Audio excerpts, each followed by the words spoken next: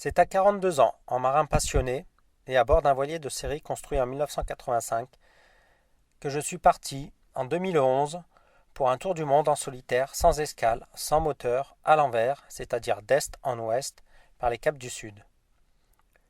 Pour boucler ce tour du monde, il m'aura fallu 223 jours, 4 heures et 21 minutes, avec pour ligne de référence le parallèle 35 Nord en Atlantique. Je n'avais que 3 panneaux solaires pour produire mon électricité, selon une des règles des défis GEC, le Global Energy Challenge, qui impose de n'avoir que des énergies renouvelables pour produire l'électricité.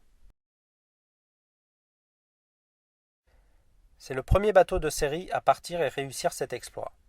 C'est aussi le plus petit voilier. Et le premier sans moteur ni générateur à énergie fossile. Je suis le 7e marin à avoir réussi ce parcours, le plus exigeant de tous. Le voilier, c'est un Sharp 47, annuel DB, voilier ultra léger, récupéré à Morlaix. Il était laissé à l'abandon, je l'ai trouvé dans un état catastrophique. J'ai entrepris de le remettre à niveau pendant 16 mois avant de m'élancer pour la plus difficile des navigations au long cours. Qu'est-ce que naviguer dans le Grand Sud avec un petit voilier engagé sur le plus long et le plus difficile des parcours, contre le courant et contre les vents dominants? Quelles étaient les chances de réussite? Jusqu'à quel point le marin aurait-il pu être malmené?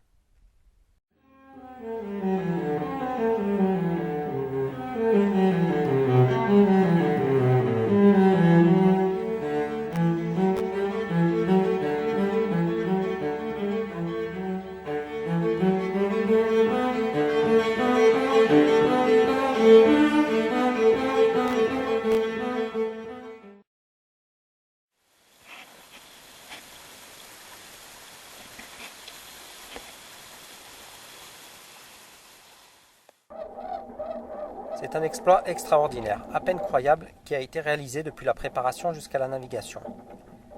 Physiquement et moralement, il faut être prêt à affronter les pires épreuves dans ce genre de navigation extrême en solitaire, loin de tout. La simplicité des moyens ne rend l'exploit que plus remarquable. Le voilier a été choisi pour ses qualités marines. Il est loin d'être confortable. Je l'ai préparé faisant appel à des techniques simples mais fiables.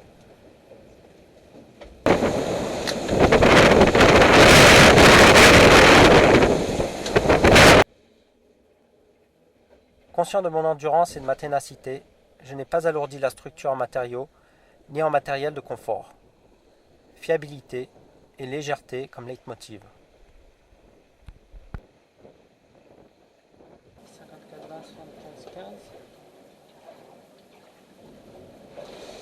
Parti seul, revenu seul, sans avoir fait aucun mouillage ni escale, et 223 jours, 4 heures et 21 minutes de mer, non-stop pour faire le tour de la Terre par les mers australes, dans le sens le plus long et le plus difficile.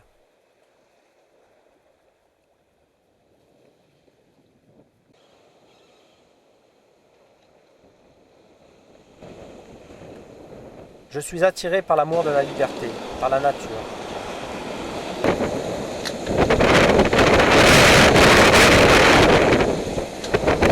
Je me sens enivré par le désir de lutter contre les éléments et affronter les difficultés. Mon sens marin m'est donné par l'amour de la mer et des voiliers.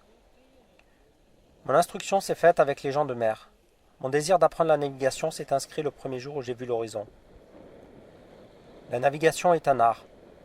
En mer, je me sens artiste et poète, sans être rêveur. Le bateau est ma plume qui écrit dans le sillage une poésie sans limite.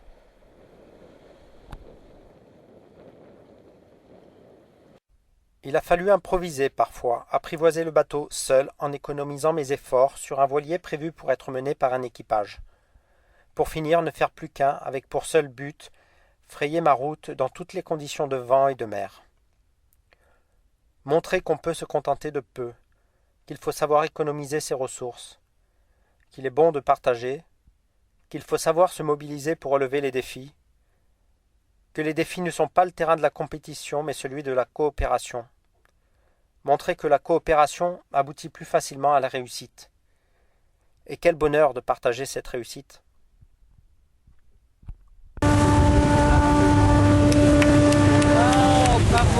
Bravo!